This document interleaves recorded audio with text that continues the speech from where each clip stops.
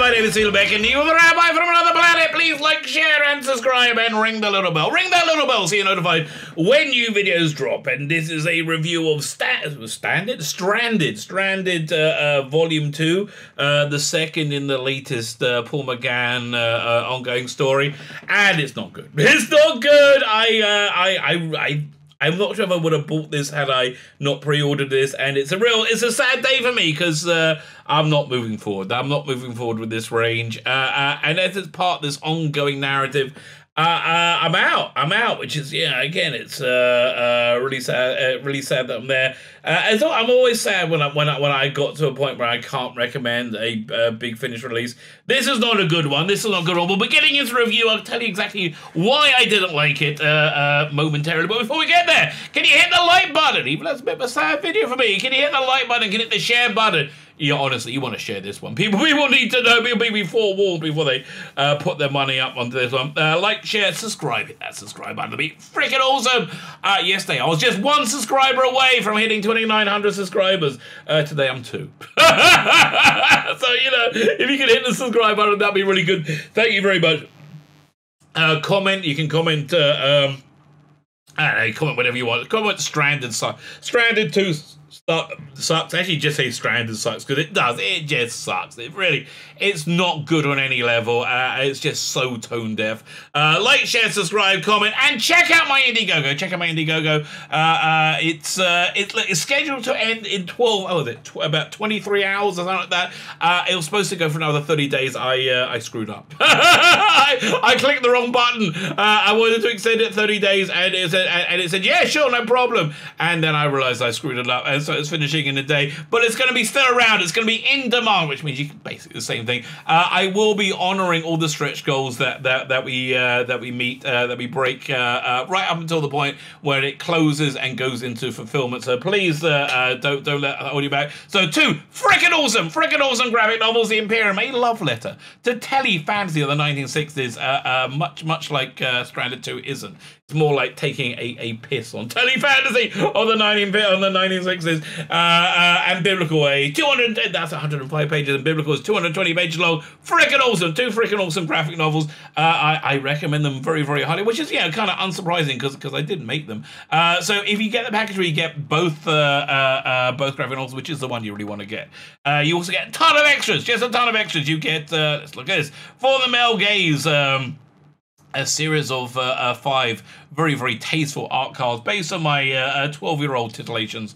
Yeah, they still work pretty much today. We got Keeping the British End Up, a nice James Bondy one. Party Like It's 1999. Don't even think it's an... Oh, Judge Anson. You know I'm thinking it. No Hanky Panky in the TARDIS again in my fan fiction. Yes, there is. And I'm sensing strong emotion, Captain. I am sensing strong emotion, Captain. But wait, there's more. When we hit 8 grand, everyone's going to get this poster added onto this Bohemian in Time and Space. If we don't hit 8 grand and you want the poster, I guess I'll give it to you as an add-on. It'll be like $3 or something. So we got that poster, and then we got another poster. These are big bio. These are like A2, which is 18 by 24. These are like real nice size posters. So you get them. We're working on a 3rd one right now. Listen, yeah, let the good times roll is all I can say. So there you go. Go check out. The link is in the video notes. I would say this is I would recommend this as both your time and your money. I will not recommend this for being both your time and your money. It's not good. It's a vaguely interesting idea. Use as a platform. This is Big Finish using Doctor Who as a platform for insane partisan ideology, and I don't even think they have any idea they're doing it. I think they're that dumb. So a really central focus for this is everybody's gay or LGBTQ plus. Everybody, or they're a villain. So the basic premise is this: at the end of the last series, which was Ravenous, which I don't think really worked that well. I think the last good one was Doom Coalition. The TARDIS was damaged and basically broken, and the Doctor was stranded in 2020 London. I tell you, not a good time to be stranded there. So he has this house in Baker Street, which somehow got turned into flats. and they happen to be an empty flat. So the Doctor lives there now with his companions, Liv and was it Helen Sinclair? Yeah, lives there with his.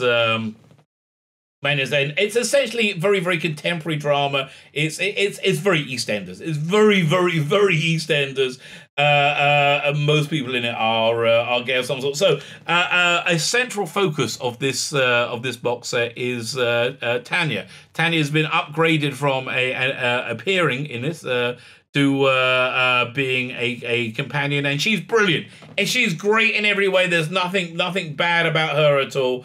So Tanya's played by Rebecca Root, and they do mention once or twice, or ad infinitum, really literally ad infinitum, that she's trans, which means she has a stunning and brave female penis. Now, listen,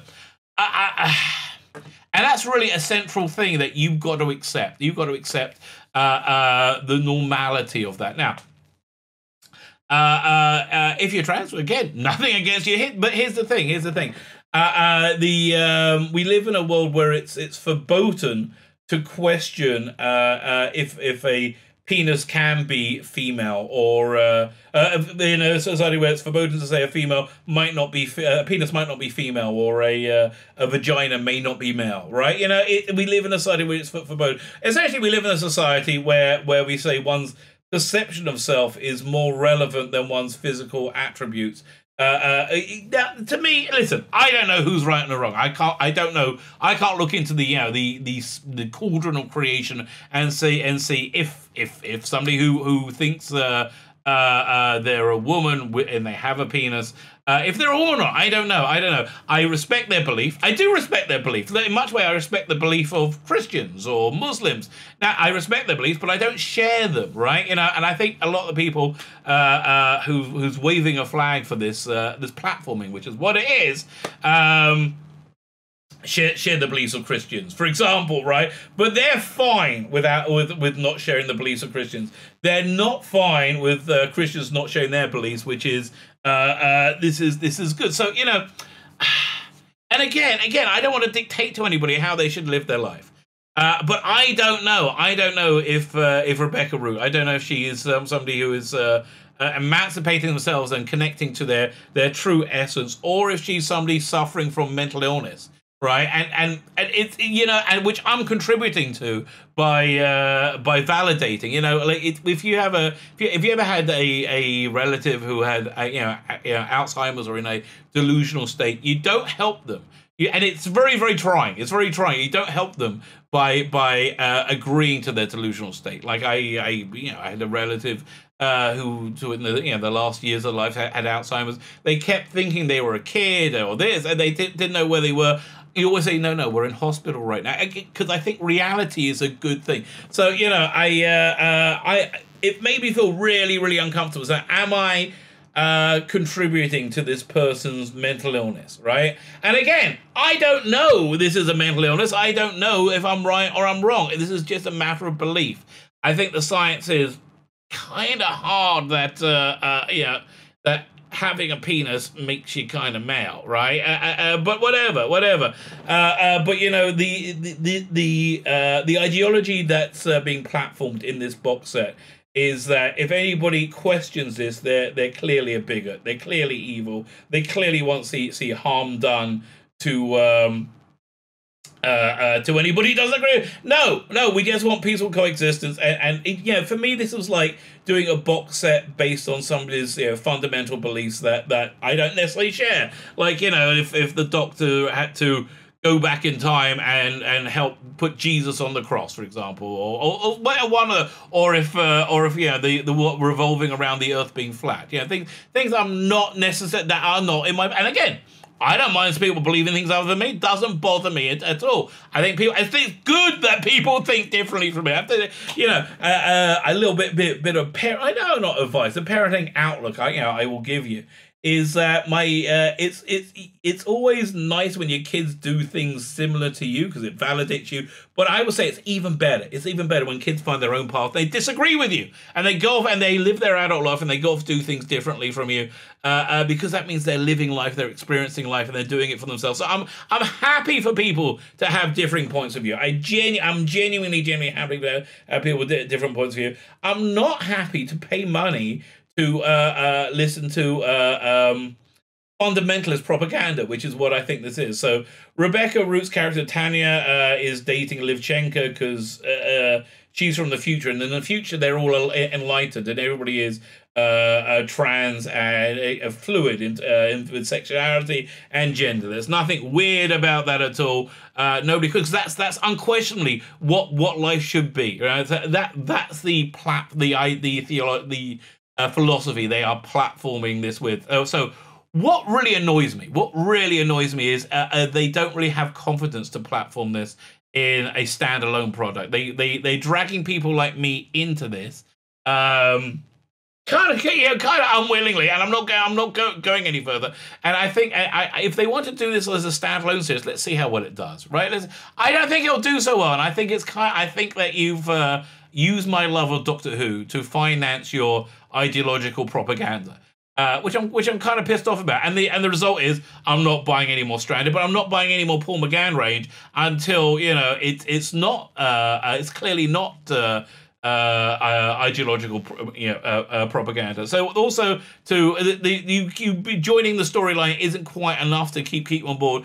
So they throw in a lot of things that a lot of like gimmicks to make you want to buy it. The first and second set you have Tom Baker playing the curator, his role from Dare the Doctor. That got me to buy the first set, right? And actually, I bought the first two up front. And the second one, you have John Coltrane as the Brigadier, who's brilliant, absolutely brilliant. I don't care what they're going to offer me in the third one. But I think they're going to plug in another gimmick because they're going to see sales drop with this, because I doubt I'm the only person. So added on to all of that, added on to all this like ideological platforming, it's not very good. It's a decent idea, but it's just not very good. So the Doctor's stranded, and at the end of the first box set, so he's with all these people in this house, and again, everybody's gay. It's gay fest there. He's stranded there. He's a bit miserable. He's a bit like impotent through the first box set. At the end of it, he's got these aliens come from the future to try and assassinate him because he's going to be a bad guy in the future or something like that. And the TARDIS starts working again. It can travel in time but not space, and that's basically the premise that they run with in this box set. That he's able to move about in time again, but again, not space. My first thought was really, well, why doesn't he get like some interdimensional transporting device that he can go anywhere in space and time? It can't be that freaking hard to do that, or send a distress signal to Gallifrey. Can I have some help, please, with my TARDIS? There seems to be a lot of things that he could do. And now when you go inside the TARDIS, you can see the walls sort of are made of glass. You can see outside, but people outside can't see him. So let's go through the stories. Then the stories again, not really that good. But let's read the blurb. This the TARDIS is still stranded, but the healing process has begun. After living in Baker Street for months, the Doctor, Liv, and Helen find their new friends becoming curious about who they really are. But is it wise to tell them when their future and their past lives are filled with danger? As in the shadows, the Creator is watching. Yeah, I don't care. They have a couple of cliffhangers. I really just don't care. So the first story, Dead Time by Matt Fidham. The Doctor wants to take the TARDIS on a test flight, but he has rather more passengers than he likes. Yeah, he can. It's Doctor Who meets EastEnders. Not very good. Soon the crew is stranded once again in an uncertain future. They're in the far, far future where the planet Earth appears to be dead, but very soon, so what any visitors. So yeah, the Doctor's in this not dystopian, this post-apocalyptic future. He takes basically everybody. The entire house. It's Tanya, and again, Tanya's just wonderful in every way. I don't know. It takes a bunch of people. It takes this kid with them. Takes PC Andy, from Torchwood, who's a fine backup character. He doesn't really have the dramatic weight to do much with him, I think. But it's an okay story. It's an okay story. Just a lot of Tanya in this story. A lot of Tanya. And as again, as I'm listening to this, I'm going, jeez, is this Stunning and Brave, or is this me watching, somebody implode slowly? And I I don't know. Here's the thing. I don't know, but it feels like it is. And it just feels like you're trying to convince me that it isn't. And I don't need you to convince me on how to think, right? Which is what this box set is about. Unit dating, probably the strongest of the stories there. And again, if it wasn't so 2020, 2021, it would have been fine. So this story, when the Doctor dips into the past to help TARDIS repairs in the present, Andy joins him on a trip to Unit in the 1970s when a young soldier, Ron Winters, has just met lab assistant Tony Clare. But in 2020, they need Liv and Helen to help with when their memories start falling apart. So this is actually a pretty interesting idea. You've got an A-B plot. The Doctor goes back to the 70s to steal something from the third Doctor to help him repair his TARDIS, something along those lines. So you get this is a story with John Coltrane and playing the Brigadier excellently. You got the again, if it wasn't, this would be a great story if everything else wasn't relentless platforming, but this is as well. So you got an old gay couple that living in this house, and surprise, surprise, they met each other in the 1970s Unit. I think it was this story where they shoehorn in some more information into, was it Helen Sinclair's character, that her brother was gay and killed himself or was ostracized or something. But they just how can we shoehorn in that being gay is or being trans is something that you really want to aspire to. Again, but the story itself is quite sweet. So we have this old couple, in the present. One of them memories are failing, but their memories are failing because of what's going on in the past with the Doctor interacting with them. And there's like a transistor radio connecting both timelines. John Coltrane, as always, fantastic at the Brigadier.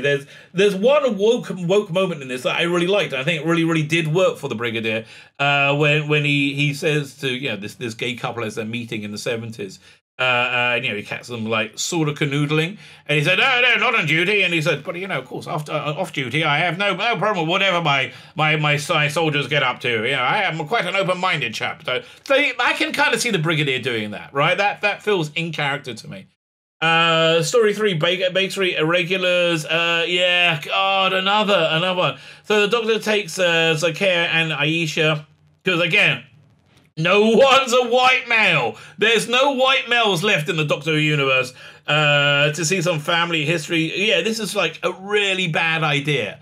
When they're going to destroy history. Their grandmother had her own secret life in Baker Street during World War II. As Tanya and Liv try to defuse an unexploded bomb, the sisters face explosive revelations of their own. So this ends up deep in EastEnders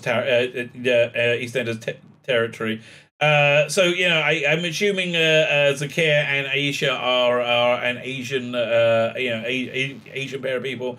And so in the 1940s, their grandmother worked for the British Secret Service, doing missions in France.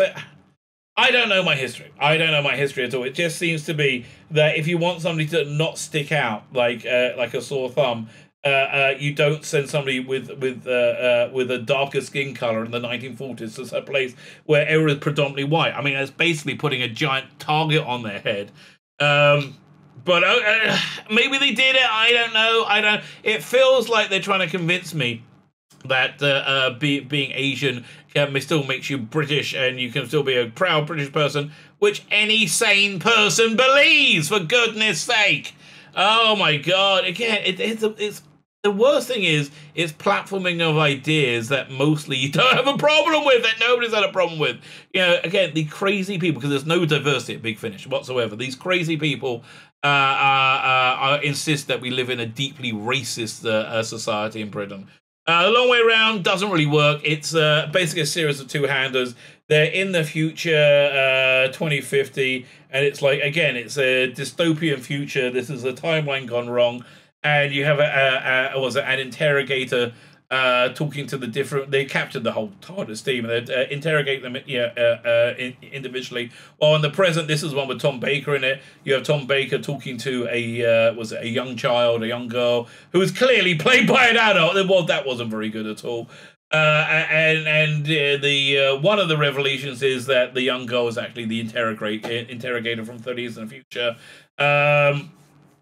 And then you find out the big bad at the end, which is just nothing I really care about. It's just really it's picking up a plot thread from earlier. So my point is, if they did this as a standalone box set, that would be great. That would be great, and they will still have an ongoing customer, but they don't. So the upshot is I just don't trust Big Finish in the way I used to anymore. And so I'm not buying this range. There's a couple of not Missing Adventures, early adventures coming out. Yeah, no, I'm giving you a miss. The 6 Doctor and 11. I'm kind of tentative on that too. And the new unit a series of 16 stories of 4 box sets. No, I'm sorry. I don't trust you anymore. Because I don't think you did this on purpose. I don't think you did this platforming on purpose. I just think you're idiots. I just think you're idiots with no diversity whatsoever in your production, and that's how you get objectionable garbage that turns off your client base. Will they still be making enough money to make this profitable? I don't know. Look, they got a lot of box sets coming out this year, which I think are going to do very well. The Christopher Eccleston one, the Dalek Universe. I even fancy War Doctor Begins, but sadly, after about going on 20 years, I am out of the Big Finish 8th Doctor range. Breaks my heart. It really breaks my heart that we got here, and we got here because they're more interested in lecturing you than they are in entertaining you, and even the entertainment isn't that good. So there you go. Not a recommend. A very, very hard not recommend. My name's Felix Beckett. You're a rabbi from another planet. Please like, share, and subscribe, and ring the little bell. Ring that little bell so you're notified when new videos drop.